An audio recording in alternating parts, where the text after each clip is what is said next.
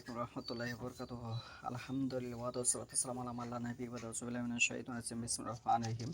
ফাকরাউ মা তায়াসসারা মিনহু। আজকের বক্তব্য বিষয় হলো সূরা ইখলাসের তাফসীর এবং ফজিলত সম্পর্কে। আমি যে আয়াতটা তেলাওয়াত করছি ৭৩ নম্বর সূরা, সূরা মুজাম্মিল আয়াত নাম্বার হচ্ছে ২০। এখানে আল্লাহ বলতেছে, কোরআন থেকে তোমাদের যতটুকু সহজ হয় ততটুকু পাঠ করো সালাতের সময়। রাসূলুল্লাহ সাল্লাল্লাহু আলাইহি ওয়াসাল্লাম ও তার কতিপয় সাহাবী সারা রাত জেগে নামাজ পড়তেন এবং কোরআন তেলাওয়াত করতেন। এতে তাদের অনেক কষ্ট হতো এবং পা ফুলে যেত। এর জন্য এই আয়াতে তাদেরকে যতটুকু সহজ ততটুকু তেলাওয়াত করতে বলা হয়েছে। এখানে কোনো বাধ্যতামূলক নেই ইবাদতের জন্য যে আপনার এই ১ ঘন্টা, আধা ঘন্টা, ২০ মিনিট সালাত আদায় করতে হবে। আপনার যতটুকু মন চায়, মনের অনুকূলে সালাত আদায় করতে হবে, এটি এখানে বলা হচ্ছে। এবং অনেক ব্যক্তি আছে যে সূরা ফাতিহার পরে অন্য আর কোনো সূরা আ সে পারে না। তখন সে যদি শুধু সূরা ফাতিহার লগে যদি আর রহমান তেলাওয়াত করে তবে তার সালাত হবে সহি শুদ্ধভাবে, এতে কোনো কমতি হবে না। সূরা ইখলাসে বিষয়ে আমরা চলে যাব ফজিলত সম্পর্কে। আবু হুরায়রা রাদিয়াল্লাহু আনহু বলেন, একদিন রাসূলুল্লাহ সাল্লাল্লাহু আলাইহি ওয়াসাল্লাম সবাইকে বললেন, তোমরা সকলে জমা হও, আমি তোমাদের নিকট ১/৩ কোরআন পাঠ করব। তখন সবাই জমা হলো। অতঃপর রাসূলুল্লাহ সাল্লাল্লাহু আলাইহি ওয়াসাল্লাম বেরিয়ে এসে সূরা ইখলাস পাঠ করলেন। তারপর ভিতরে গেলেন। তখন আমরা একে অপরের কে বলতে লাগলাম, ইন্না আরা হাজা খাবারান সাআহু মিনাস সামাই। আমি মনে করি এটি এমন একটি খবর যা তার নিকট আসমান থেকে এসেছে। অতঃপর রাসূলুল্লাহ সাল্লাল্লাহু আলাইহি ওয়াসাল্লাম বেরিয়ে এলেন এবং বললেন, আমি তোমাদেরকে বলেছিলাম ১/৩ কোরআন শোনাবো। শোনো, ইন্নাহা তাদিইলু সুলুসাল কুরআন। এই সূরাটি কোরআনের ১/৩ সমান। এই হাদিসটি সহিহ বুখারীর ৫০১৫ নম্বর হাদিস। অর্থাৎ গুরুত্ব ও নেকিতে ১/৩ সমান।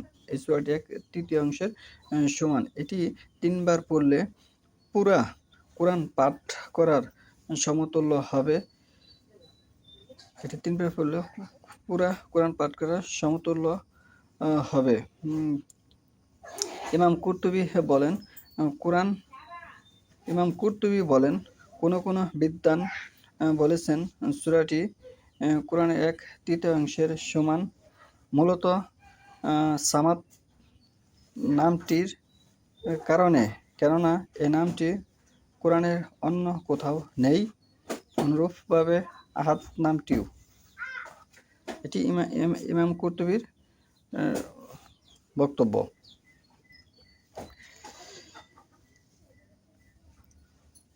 আবু সাঈদ খুদরী রাদিয়াল্লাহু আনহু বলেন, এক ব্যক্তিকে সূরা ইখলাস বারবার পড়তে দেখলেন। তখন ওই ব্যক্তি পরের দিন সকালে রাসূলুল্লাহ সাল্লাল্লাহু আলাইহি ওয়াসাল্লামের কাছে এসে বিষয়টি পেশ করল, যেন লোকটি সূরাটি পাঠ করাকে খুব কম মনে করছিল। রাসূলুল্লাহ সাল্লাল্লাহু আলাইহি ওয়াসাল্লাম জবাবে তাকে বললেন, ওয়াল্লাযী নাফসি বিয়াদিহি ইন্নাহা লাতাদিইলু সুলুসাল কুরআন। যার হাতে আমার জীবন তার শপথ করে বলছি, নিশ্চয় এটি ১/৩ কোরআনের সমান। এই হাদিসটি সহিহ বুখারী ৫০১৩, ৬৬৪৩, ৭৩৭৪, আবু দাউদে ১৪৬১, নাসাই ১০০৩।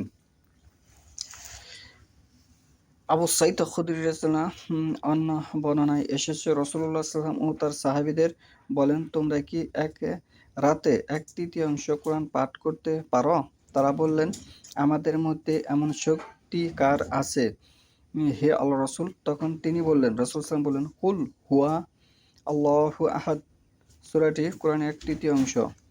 এই হাদিসটি সহিহ বুখারীর ৫০১৫, কুরতুবী ৬৫২৩। হযরত আয়েশা রাদিয়াল্লাহু আনহা বলেন যে রাসূলুল্লাহ সাল্লাল্লাহু আলাইহি ওয়াসাল্লাম অনেক সাহাবীকে সেনাপতি করে কোথাও একটি ছোট সেনাদল পাঠান। তিনি সেখানে সালাতে ইমামতিতে প্রতি রাকাতে শেষে সূরা ইখলাস পাঠ করেন। সেনাদল ফিরে এলে তারা রাসূলুল্লাহ সাল্লাল্লাহু আলাইহি ওয়াসাল্লামের নিকটে বিষয়টি উপস্থাপন করেন। রাসূলুল্লাহ সাল্লাল্লাহু আলাইহি ওয়াসাল্লাম তাদের বলেন,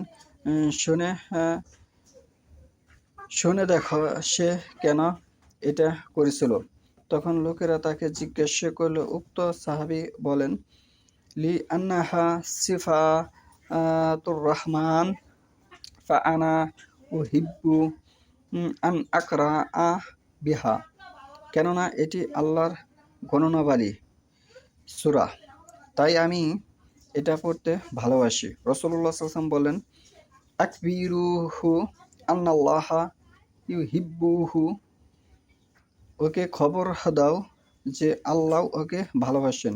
ওকে খবর দাও আল্লাহ ওকে ভালোবাসেন। হাদিসটি হচ্ছে সহিহ বুখারীর ৭৩৭৫, মুসলিম শরীফে ৮১৩, মেশকাত ২১২৯, কুরতুবী ৬৫২৬। তাহলে এখান থেকে এই সূরার যে মানমর্যাদা বিভিন্ন সাহাবী বিভিন্নভাবে এসেছে।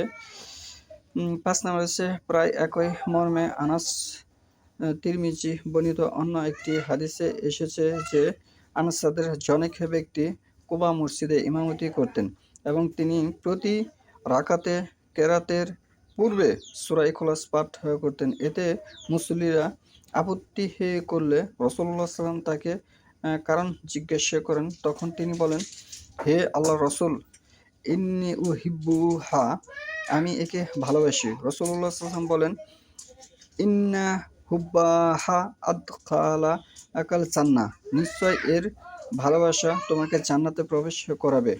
নিশ্চয় এর ভালোবাসা তোমাকে জান্নাত প্রবেশ করাবে। হাদিসটি তিরমিজি ২৯০১, বুখারী তারিখ ৭৭৪। ইবনুল আরাবী বলেন, এটি হলো একই সূরাহ প্রতি রাকাতে পাঠ করার দলিল। তিনি বলেন, আমি ২৮ জন ইমামকে দেখেছি যারা রমজান মাসে তারাবিহিতে সিফ সূরা ফাতিহা ও সূরা ইখলাস দিয়ে তারাবি শেষ করেছেন মুসল্লিদের উপর হালকা করার জন্য এবং এই সূরার ফজিলতের প্রতি আগ্রহ সৃষ্টি করার জন্য। কেননা রমজানের তারাবিতে কোরআন খতম করা সুন্নত নয়। কেননা রমজানে মাসের তারাবিতে কোরআন খতম করা সুন্নত নয়। এই হাদিস দ্বারা স্পষ্ট দলিল প্রমাণ তারা করে। কুরতুবী ৬ নম্বরে হচ্ছে হযরত আবু হুরায়রা রাদিয়াল্লাহু বলেন, আমি রাসূলুল্লাহ সাল্লাল্লাহু আলাইহি ওয়াসাল্লামের সঙ্গে যাচ্ছিলাম।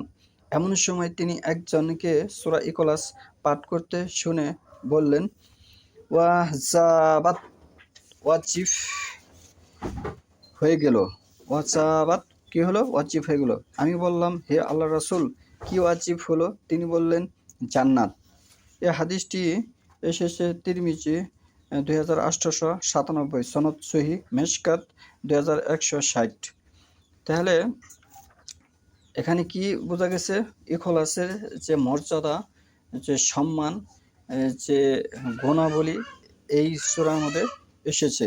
তাহলে আমরা এটা দিয়েও প্রত্যেক রাকাতে সালাত আদায় করতে পারবো। আপনার অনেক জানতে হবে না, আপনি অল্প কিছু জানুন, সহিশুদ্ধভাবে জানুন, জানি কোনো জের জবরে ভুল না হয়, জানি কোনো উচ্চারণে ভুল না হয়, তাতে আপনার অনেক কল্যাণ হবে। এই সূরাটিতে দলিল প্রমাণ বহন করে।